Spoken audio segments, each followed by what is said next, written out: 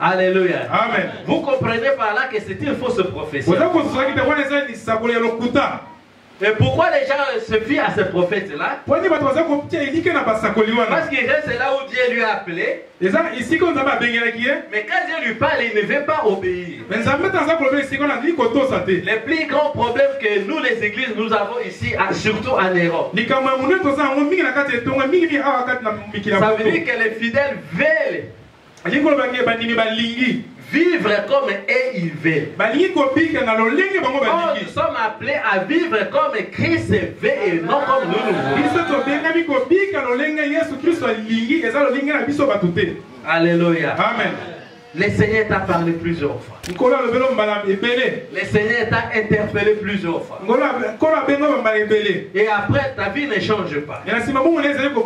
Sans l'obéissance de Dieu, tu peux faire même 50 ans dans l'église, il n'y a rien qui change. Sans l'obéissance de Dieu, tu peux espérer tout, mais je peux te dire que c'est un espoir vain. Et comme tu ne veux pas obéir à la voix de Dieu, quand tu entends que là, ils sont là en train de faire des miracles, tu iras te confier. On va te retirer de l'argent. Parce qu'il y a d'autres qui demandent de l'argent avant même de prier. Moi je me pose la question, depuis quand la prière est devenue payante? Et si j'exige un montant, cela veut dire que la prière que moi je vais prononcer dépend de moi parce que c'est moi qui demande de l'argent. Et si la prière dépend de Dieu, il nous a dit donner gratuitement parce que vous avez reçu gratuitement.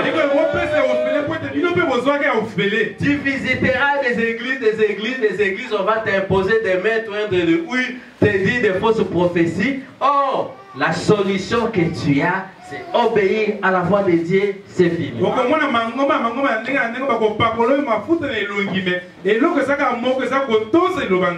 Alléluia. Amen. Est-ce que nous comprenons ça? L'obéissance. Quand tu iras à la maison, qu'est-ce qu'on a prêché? L'obéissance. Même si nous allons, je crois, Isaïe chapitre 1er, verset 19.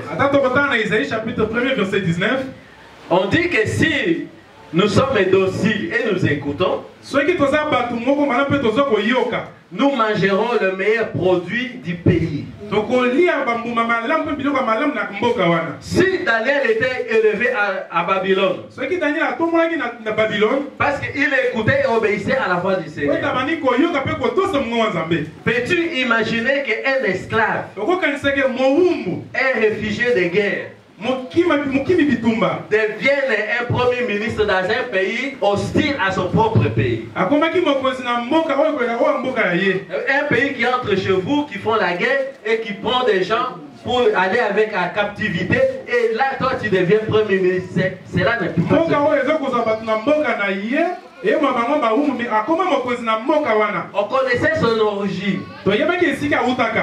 Et bien qu'il avait cette origine, un esclave de guerre, un prisonnier de guerre, Dieu a fait qu'il soit élevé là où il était. Cela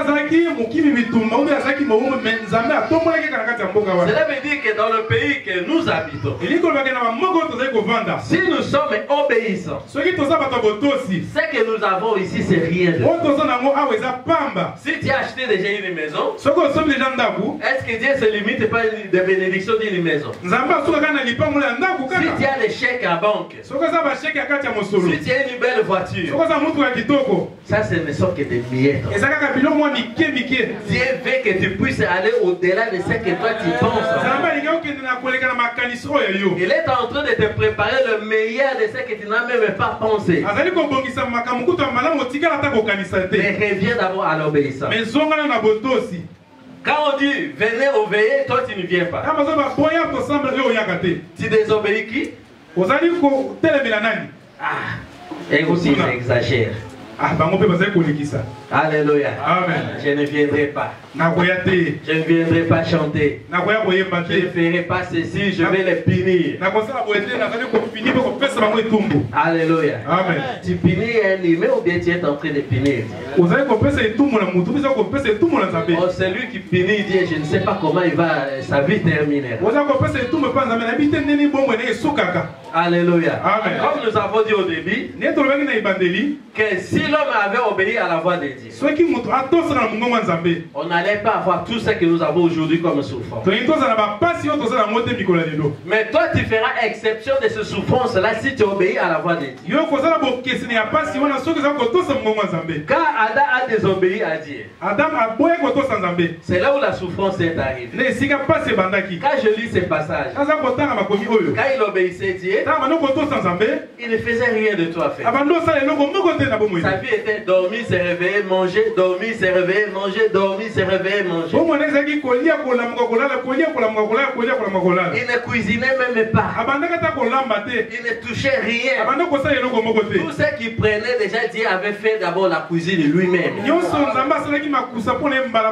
Oh, c'est merveilleux, c'est Dieu. C'est très merveilleux quand on lui obéit.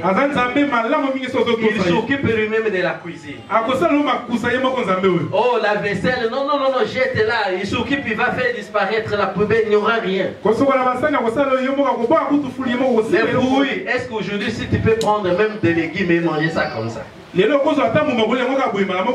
Il faut commencer d'abord à planter, attendre, cueillir, préparer. Quand ça vient du feu, il faut que ça se refroidisse un peu pour que tu manges après.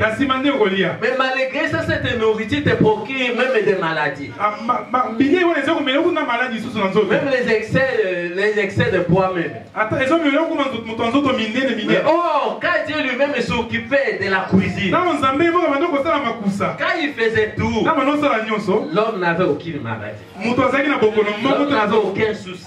L'homme ne se plaignait même pas qu'il n'y a pas assez de sel. Non, ce n'est pas bien. Là, ici, vraiment, tu as échoué aujourd'hui. La cuisine est parfaite. Parce que ça provenait de main de Dieu lui-même. Oh, c'est encore possible de vivre et revivre encore cette vie si nous revenons sur les pas de Christ. Si il nous appelle, nous venons. Et il nous ordonne, nous les faisons. Alléluia. Amen. Que Dieu vous bénisse.